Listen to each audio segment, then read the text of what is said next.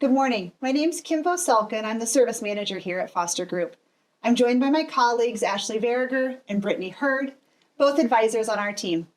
We'd like to welcome you to our webinar, Straight Up Money Talk. Today we're going to be sharing how honest dialogue helps set young people in our lives on a path to financial success. Before we get started with today's presentation, I have a few housekeeping items to cover with you. Today's webinar will be about 30 minutes. It is being recorded and the link will be sent out via email next week. On the bottom of your screen, you'll see a Q&A button. Feel free to submit your question anytime during this presentation, and we'll be able to answer those at the end of this presentation. For those that we're not able to get to, we will send those out via email next week. So with our housekeeping items out of the way, ladies, let's get started. We've got a couple of key concepts to talk about today. First, let's acknowledge that talking about money is difficult, but there are some steps that we can take to make that feel less uncomfortable. First, we'll reflect on our own relationship with money and how that impacts how we show up in conversation. And then we can embrace some age-appropriate tools to help the young people in our life succeed. And finally, when it comes to starting, let's start so small it seems silly. And let's begin with a story about, of all things, golf. You might be wondering, what does this have to do with talking to kids and grandkids about money? But there's a lesson there. So Brittany, I'm going to, pun intended, tee you up. Thanks, Ashley.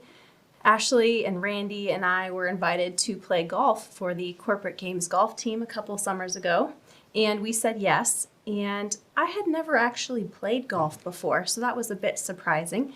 But we went out and we are pretty competitive, so we thought maybe we can do pretty well, even though none of us are really golfers, right? But we went out, we tried our best. We didn't do that great. No, we didn't. But that's all right. But like talking about money, we thought we would do well without trying. But talking about money with your kids also takes some practice, and you aren't just going to be good at it right when you go out and try the first time. Yeah, it's something I have to remind myself of consistently.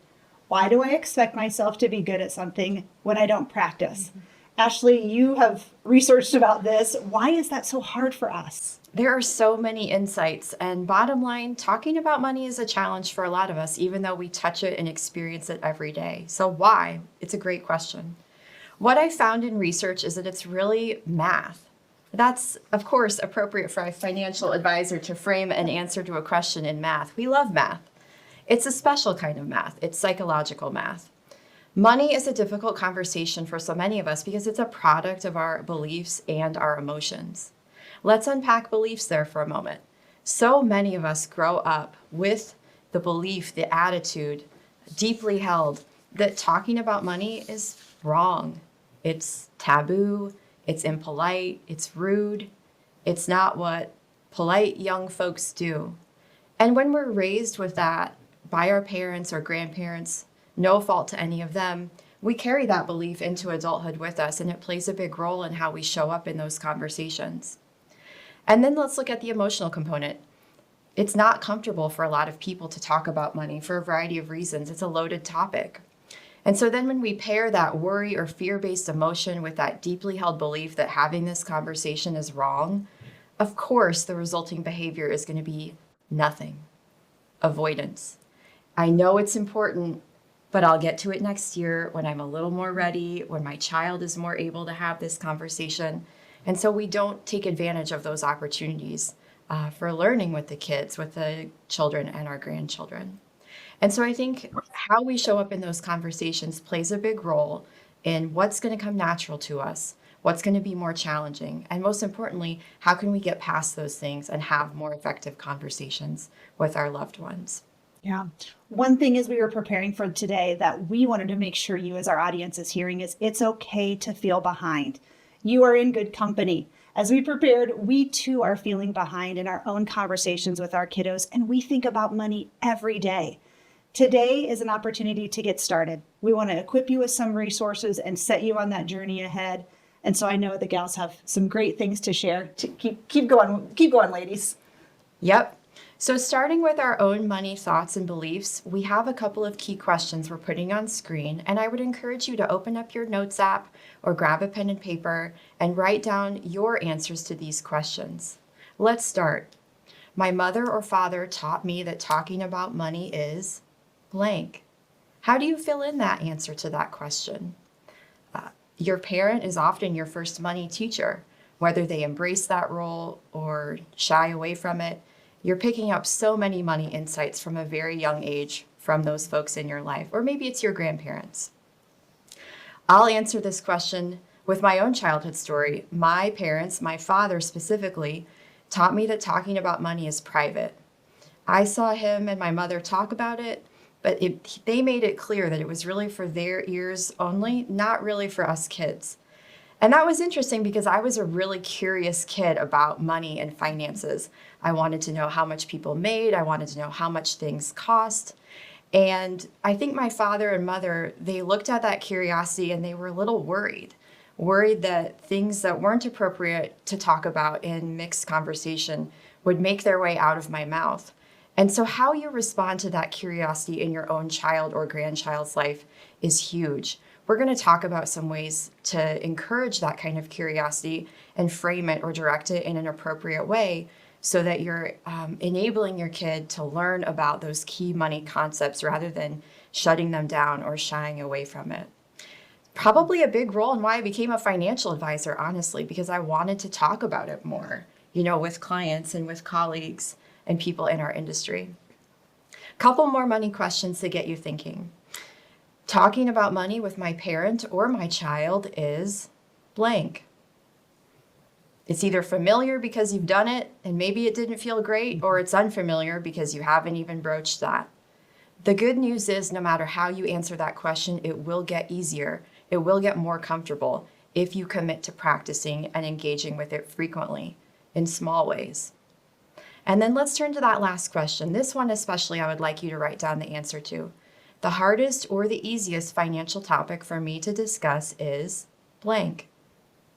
Let's do easiest on this one because we'll come back to it in a few moments. The easiest financial topic for me to talk about is my first job.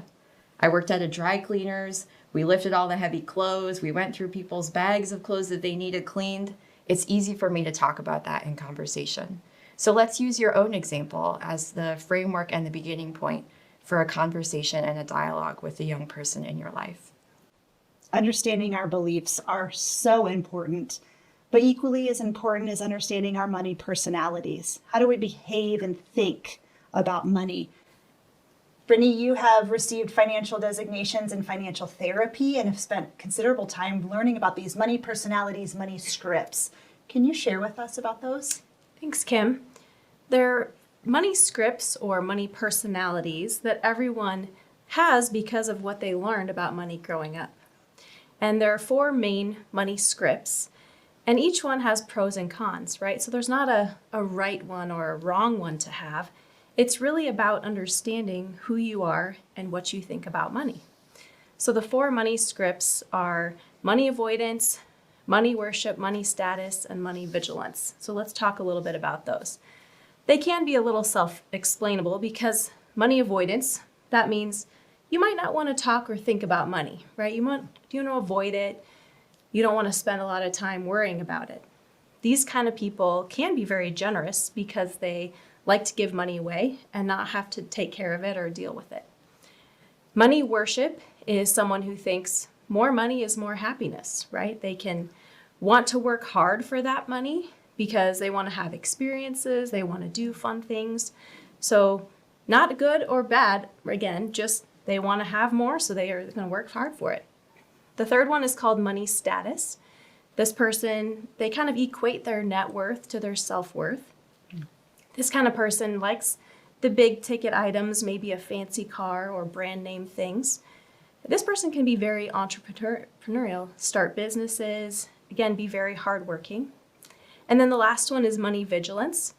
This person is pretty watchful about their money, can be a little bit controlling, distrustful. They might not trust others, but they are paying attention to it and taking care of it.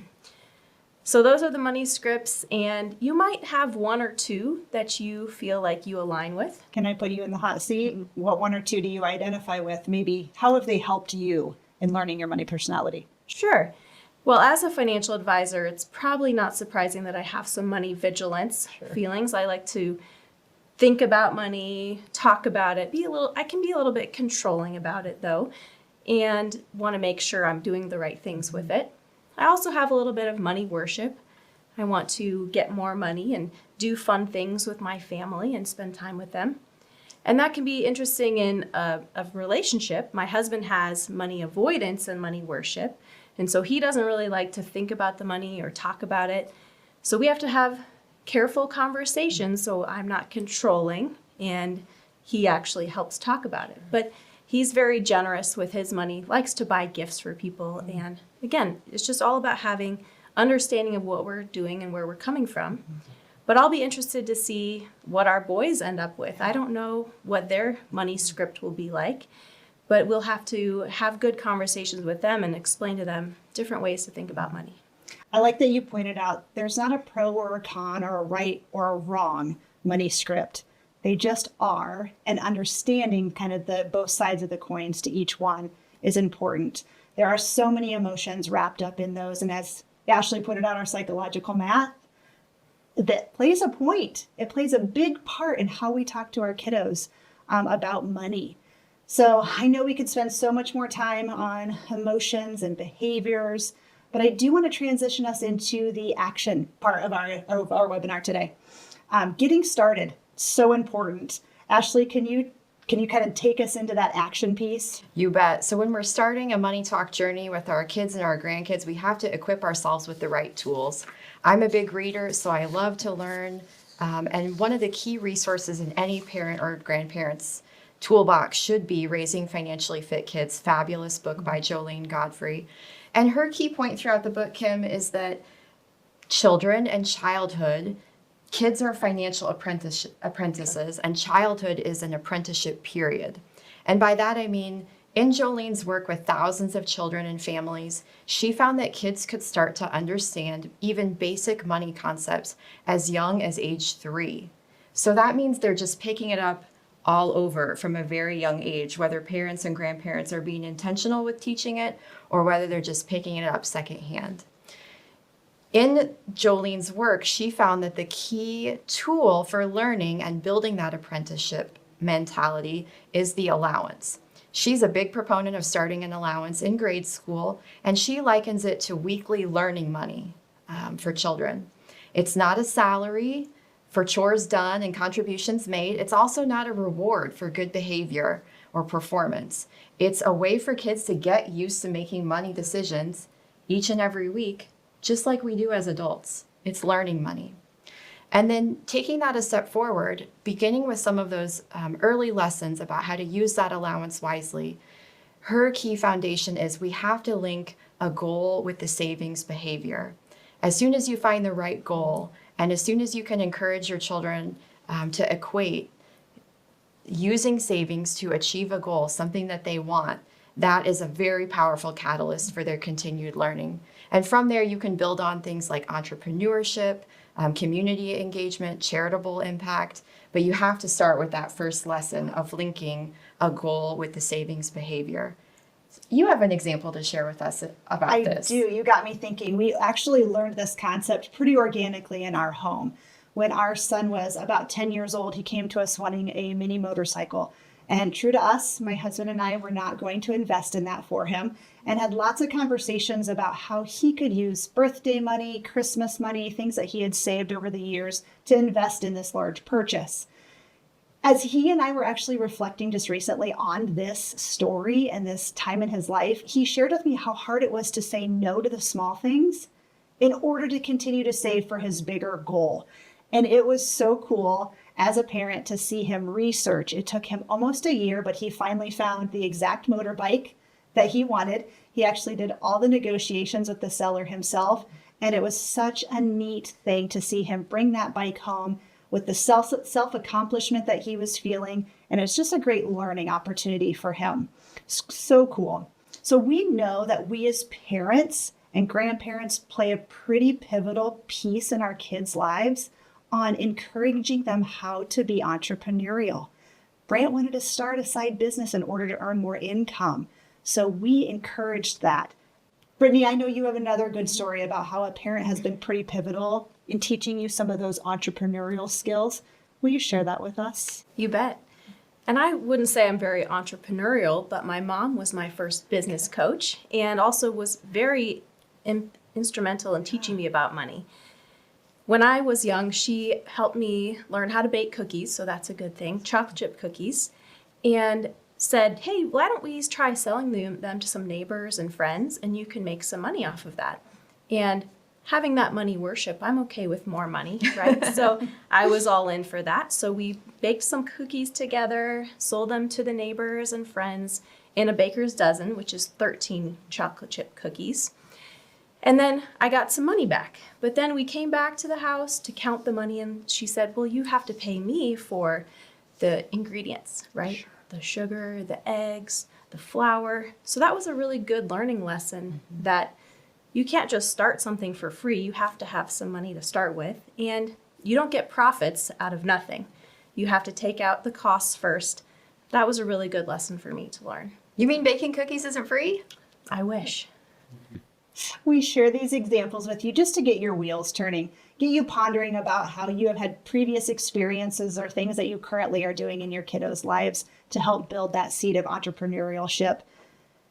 In that, building that seed of entrepreneurship is a big piece is taking action. There's a great resource out there on the market now that encourages folks to take action in super small ways. Ashley, will you share in the reading of that you've done? You bet. There is this wonderful resource. It's a book by James Clear, and it's called Atomic Habits. And it's really changed how I personally approach new goals, especially in the beginning phases, which are so crucial. The key idea of the book is that when we're setting a big goal or starting something new, we need to begin really small. And that's hard. Our tendency as humans, when we're setting a big new audacious goal, when we're starting to have money conversations with our kids and our grandkids for the very first time, we naturally go too big. We're biting off more than we can chew. And then what inevitably happens is that when we get going for the first time, we realize we've taken on too much. It doesn't go as planned or what we were hoping for. And that can be awfully discouraging. And then when it comes time to begin again or keep going, we're less motivated. It's harder to keep going. And so choosing the right goal and choosing the right starting point is critical. Not only is it a good idea to start really small, so small it seems silly, it's the preferred way to begin. You're doing the right thing by taking a tiny step. And so in our conversations with children and grandchildren about money, I had you a few moments ago write down the answer to that question. The easiest financial topic for me to discuss is blank. Maybe it's that first job or that first entrepreneurial experience that you had baking cookies or saving for the bike. Let's use that to frame that first conversation, to start so small it seems silly. Let's ask a child something related to that story. Let's share our own story in return. Let's listen and understand, seek to be understood in return. And that is the first step of a beautiful new money journey, talking about that topic with your child or with your grandchild. So if you remember nothing else, start so small it seems silly with this.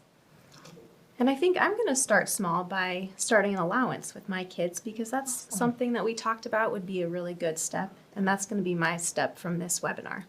Awesome. Now you just have to arrive at the amount. Exactly. And I also do want to share that we did take the step and I got some golf clubs. My husband helped me get golf clubs, so I will have to learn how to play golf at some point, but I have the clubs. Great. Well, let's go ahead and recap what we've covered today. First, acknowledging talking about money is difficult. And if that's not something that we've practiced, we have to be okay that it may be clunky the first time. Reflecting on the way that we behave and our relationship with money plays a big part into how we have those conversations with our kiddos. Embracing age-appropriate apprenticeship is also another tool that we can put in our back pocket. And as Ashley just described, starting so small it might seem silly is actually the best way to get started. If you haven't had a chance to submit your question to us today, go ahead and click that button at the bottom of your screen. Send it on over. We'll answer them for you. We've been receiving great questions from our audience today during our conversation, and it looks like with our time remaining, we'll be able to answer a few. Ladies, I know we've discussed allowance today. In practical terms, how would each of you implement that? Well, first, let's use our start so small it seems silly framework and keep it really simple. I'm a proponent of using your child's or your grandchild's age as their allowance. So if they're 5, they receive $5. If they're 10, they get $10. And each time they have a birthday, they're getting a raise. Then it's really up to you as the parent or the grandparent to decide how frequently. Maybe that's weekly, maybe that's monthly. A lot of adults are paid twice a month, so that could be a good learning tool to get them accustomed to being paid a couple of times a month, just like they will when they're grown. And like we talked about, it's learning money, right? And so I want to tell a little bit about another thing my mom did for me as my financial coach was when we got that allowance or birthday money, she helped us categorize it in different ways. So we had Tupperware containers, and we would put 10% of that allowance into a charitable giving Tupperware, 10% into savings, and then 80% into my favorite, of course, the spending Tupperware. So that one had to be a little bit bigger. And it taught us how to think about money in different ways, that saving, charitable giving, spending, and also helped us learn some percentages, right? So we did some percentage calculations there. So that's a really good step with that allowance or birthday money to use. Oh, that is a good step. Another question we received was, do you recommend financial literacy classes? Do you recommend financial literacy classes? Absolutely, right? We, of course, care about literacy and finance. So if there are resources out there, whether they're classes or podcasts, we recommended a few books to you today. Go out there and get those literacy things. Help them either with yourself or for your children and grandchildren as well. There are lots of options. If you're thinking about things like budgeting, there are apps that you can use for that as well. That some for children and some for adults. So take a look at the ages when you're seeing those. And then also decide on, is this something you want to do for free, or are you willing to pay a cost for that kind of literacy or budgeting app? So take a look at that, because some of those do have monthly costs. Great. Well, looks like we have time for one more. My mother was always worried about money and super thrifty, but spent her money on things that were never used. I'm finding myself in a similar situation with my spending habits. Any advice for me? Would you be willing to take this one? I will, yes. This is such an interesting question because there's a lot of fascinating research and insight on the spending behavior in general. So here's how it goes. When you are deciding to make a purchase, whether it's an item you've been watching for a long time and it's recently gone on sale, or it's just an impulse, the most happy that you're ever going to feel with this purchase is when you are talking yourself into it. Whether you're saying, oh, should I get it? It's a really nice deal. I need it. That's when your peak happiness related to that purchase is going to occur. Before you've ever swiped your credit card, before you've ever clicked purchase. And then when you get that item home, naturally, when you're unpacking the car or the groceries or you're receiving that box on your doorstep, when you get that item in your home, it never really lives up to that first expectation of how wonderful it will feel to have that. We tend to put a little bit more emphasis on when we're first considering it rather than when we're getting it in the door. So my advice to you there is this. If you find yourself caught up in that moment of, I need this item, it's going to feel so good to buy it, just give yourself the gift of a little distance from that decision. Sleep on it, so to speak. If it's still on your mind a few days later, then it might be something that's worth giving additional consideration. But try to resist that knee-jerk urge in the moment to avoid that behavioral compulsion of that really good feeling of that spending decision. The psychological aspect is so intriguing. Oh, fascinating. There's so much research on this topic. It's endlessly interesting. Thank you for sharing that. That's all the time we have for today. If we weren't able to get to your question, we will be following up via email with you very soon. As a reminder, this webinar has been recorded, so if you'd want to watch any part of it again, a link will be sent to you here very soon as well. For those of you joining us today who we already have a relationship with, thank you. It's truly our privilege to come alongside you to help you on your personal path to living a meaningful and generous life. For those of you who joined us who we may not have the privilege of serving, it would be our pleasure to set aside a time to get to know you, to see if we can help ensure your financial life is truly cared for. To start a conversation with us, please contact us on the screen. And lastly, as we continue to learn about hosting webinars, we'd greatly appreciate your feedback. In the next day or two, you'll receive an email with a link to a survey. This survey will give you an opportunity to share your honest feedback with us, as well as an opportunity to start a conversation. I think that's all for us today. I do hope the content we share has provided additional information in helping you take the next step in securing not only your financial future, but also that of a child in your life. On behalf of my colleagues, Ashley and Brittany, and all of us here at Foster Group, thank you so much for joining us. Have a great day.